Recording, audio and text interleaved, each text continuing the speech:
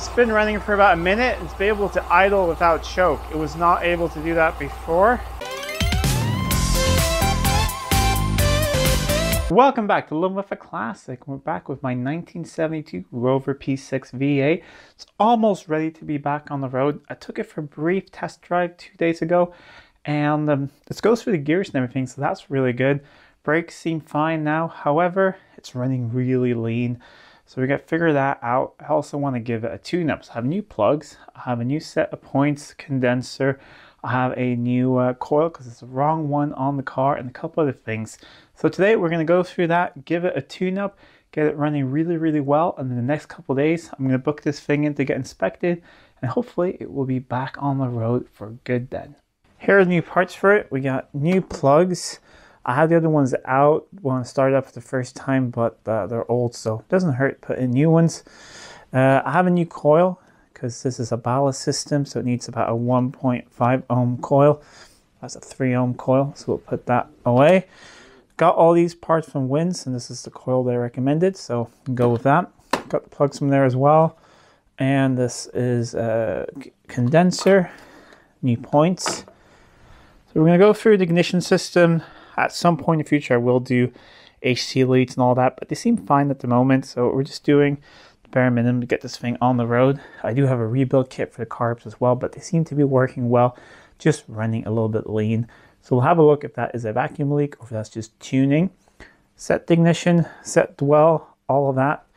I have started pulling one of the plugs, so I'm going to pull the rest of the plugs, put these in, and then we'll go over the points, the coil, and the carbs.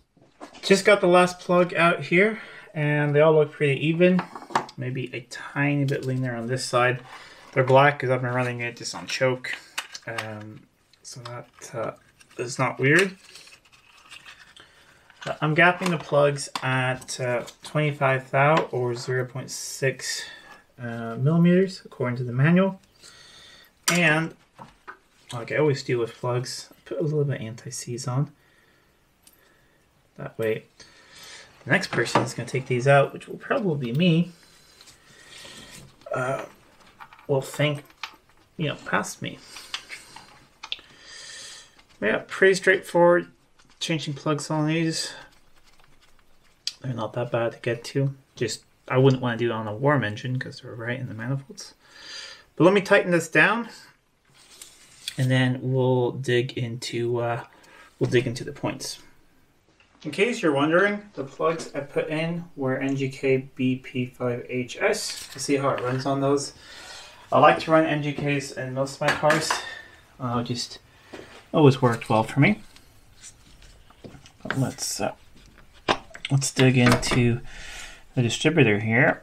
In the first video where we got this thing going, there was a short circuit in here and some other things, and I saw some bits of the points were missing. There's supposed to be a little felt pad with like oil, and that was missing, so I thought, yeah, let's get new points. I did think about electronic ignition, but this distributor is in such a good position, so I mean it's not really difficult to have points in it, and we can spend those money on other things on the car, and then maybe in the future at some point, I don't know. Rotor still looks pretty good. I will do a little bit better job cleaning it up. I think I have a spare one actually, but it doesn't look bad at all. And then here you have the points and the condenser. I'm going to remove those. If you want a detailed video on points, I've made one. I'll try and link it down below, otherwise you can find it if you search for points ignition explained. That goes through how everything works in here. But new condenser, new points. I'm going to keep the condenser in the glove box just because if that fails, I know that this one works. But I'll take all this apart, we'll put new stuff in, then we'll set them, and we're also going to set the dwell as well. I have felt the weights and everything are nice and lubricated and working, so everything else in the distributor should be fine. Okay, so if you see, here are the old ones, a little worn, and also that little felt piece supposed to sit there is missing, and that's supposed to rub against here. So we're going to put some oil on that, and that helps the whole thing stay lubricated so that this cam here doesn't wear down too much. And we'll just place the new ones in here. I really like this distributor, just the way you set the points from the outside and all of that. It's quite neat. Are these not the correct points? Okay, I see someone has I don't know if this is the correct points this distributor, but they worked, so I guess you gotta cut that off. Well, I'll do the same, and then I gotta figure out in the future if these are actually... Okay, the felt is over there. Alright, so I have the wrong points.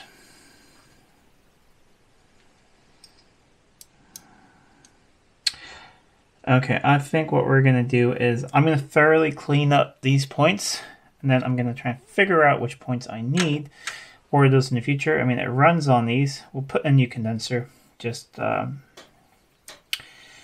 it, and then, yeah. So this is what I ended up doing. I tried cleaning the other points, but still had a bad burn mark. So I did the same thing that previous owners done. I cut off that little tab and these points fit. And I did some research. These are the ones I need. Because apparently there's an early and a late style. I have a 1972 car, which seems to be one of those in-between things where some things are early, some things are late. So I don't know, or someone's to replace the distributor with an early one. Don't know. But I need these points, so I'm going to order those. They are the GCS114, so I'm going to order a set of those. But it should run on these. I haven't adjusted the gap yet. I'm going to put a little bit of oil on the sponge over there. But the gap is fine now. We're going to set the dwell a little bit later. I'm just going to put on a new coil, put this all back together, and we'll fire it up and see if we can... set the dwell, get that working correctly, set the ignition timing as well, and then have a look at the carbs. New coil is in place. I need to have a zip tie here like it was before, but let's just fire it up and see if it runs better now, because I checked with ignition on the ballast power circuit. It means 9 volts. So if you have 12 volt coil at 9 volt, that's going to be some weak spark. So hopefully it should run better now, and then we're going to have a look at the carbs before we set the ignition time. I just want to make sure there's nothing wrong with them. But let's fire it up just for fun and see if it's any better than before. Pull out the choke.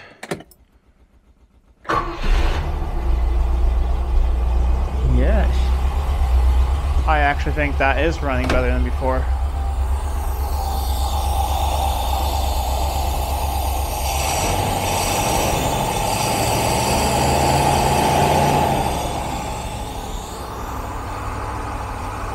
Lovely.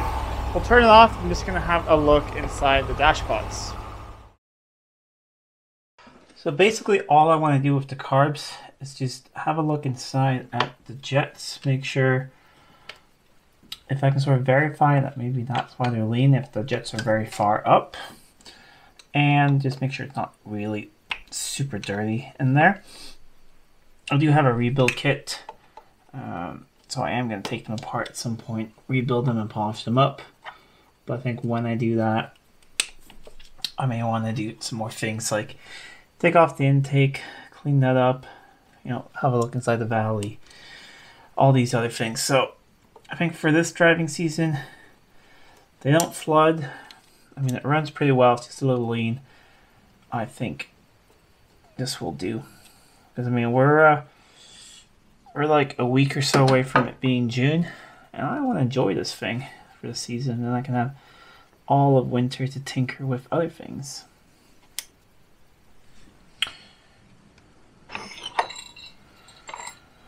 Once again, like all SU carbs, don't mess up the sides. So I'll put that there. This is the right side. We'll listen to the other side, and then we'll have a look inside at the jets. Doesn't look too bad in here. See if that light's a little bright for you guys, but see, it's pretty clean, pretty good. They look even. What I'm going to do is turn them up so they're flush, and according to the manual, 2.5 turns in is the basic setting, and then I know that they're even, and then I'm going to tune them. If you want to have a detailed video on tuning SU carbs, I've made several. I'll link them down below. Basically, balance them, tune them. Pretty straightforward. You have the lifting pins here, so you can lift the piston. And if this is a mixture setting after you balance them, if when you lift them, they just go higher and higher, your RPM, too rich. If it falls flat on its face, too lean. Perfect, it's just a slight dip, and then it continues. Or not a slight dip, a slight increase in RPM, and then it just levels off. That's when they're correct. So when I was lifting these earlier, it would just completely die.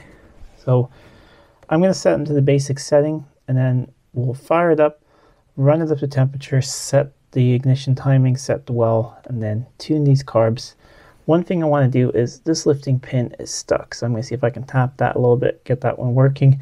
Otherwise, you can always use a screwdriver and just lift the little piston in there instead. But I'll do all the basic settings here, go through the linkage and everything, and hopefully we'll have this thing purring in no time.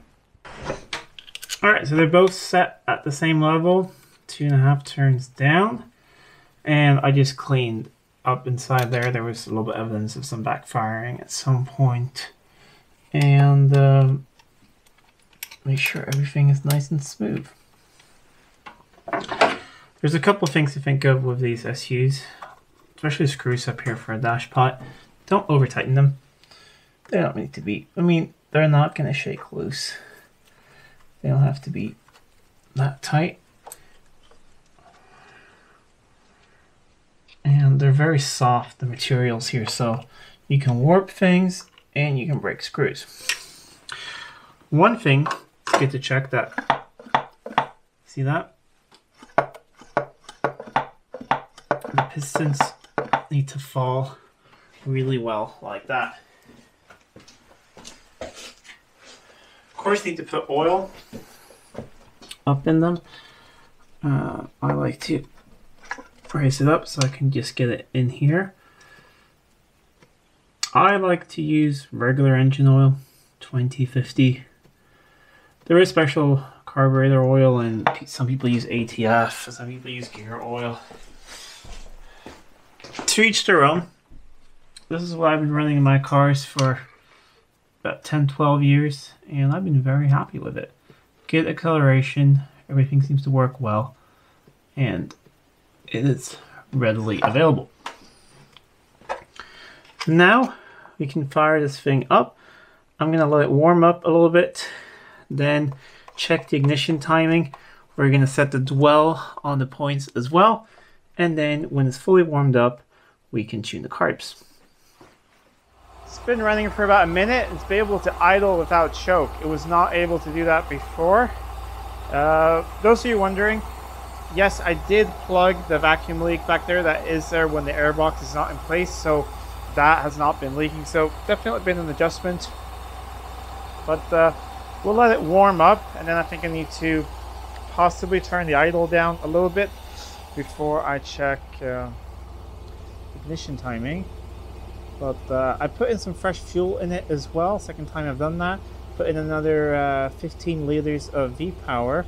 I ran it low again. So now it should be just good fresh fuel in here.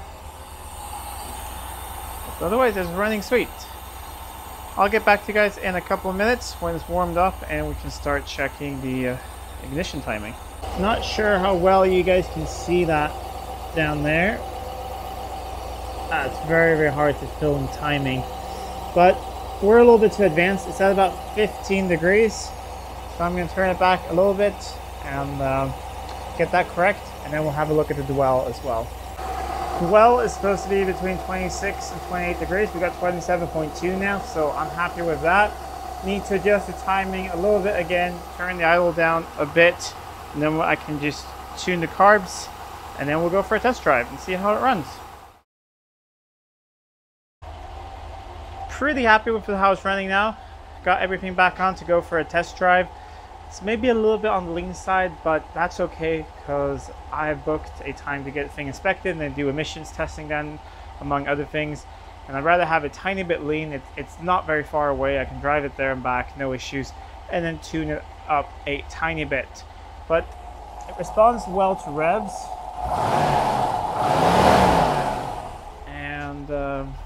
seems to work well. Choke and everything else works. Idles nicely. So let's go for a little bit of test drive, and then we come back. Let's see what the emissions are. Ooh, it's quite hot today, but we'll go for my little usual test drive on the private roads around here. Okay, that was second. And that was third. It was a little bit low on fluid. Couldn't really see any sticks. I've added a bit of transmission fluid. We'll see how that is when we get back. Sorry about the wind noise, but like I said, it's really, really hot. But let's try the brakes. They're a little noisy, but it's been sitting. But I didn't pull in either direction or anything like that. Feels nice and peppy. Speedo cable is probably needs to be lubricated. We're just used to it. Speedo's jumping quite a bit, like plus minus 15 kilometers an hour. So that's quite a bit. So either we are doing 20 or 35, no, sorry, we're doing 40 or 60 kilometers an hour right now. Not sure which one. Probably somewhere in between. Yeah. Yeah, it does sound like, you know, rusty discs when a car's been sitting out in the rain for a bit. That's sort of what it sounds like.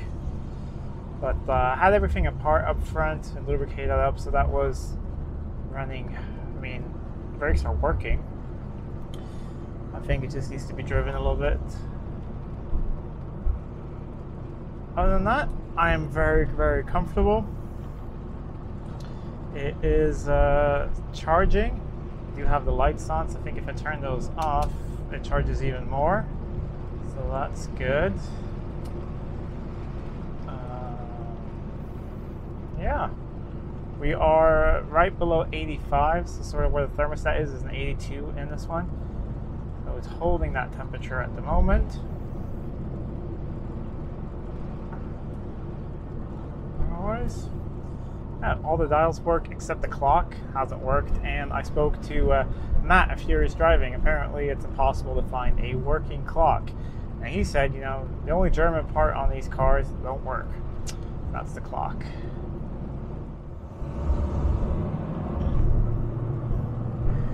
Let me give you guys a little bit of a view of the beautiful summer day here. Transmission is behaving like it's a little bit low on fluid, which is weird because there are no leaks, but maybe it leaked when it sat. You know, everything drains into the torque converter and it leaked high up, and then it hasn't leaked since I got it. But it does behave like a transmission that's a little bit low on fluid. Other than that, we're still keeping temperature, we're still charging, still got good oil pressure. And it's quite peppy. I feel like I'm driving fast. It feels like a really peppy car. Let's see how wide it is when these roads are quite narrow up here. Oh, that was kind of them to drive out into the side.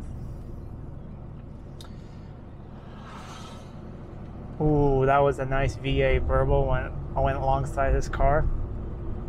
It does sound lovely. Alright, I will continue on this little drive, and when we come back, we'll check the emissions.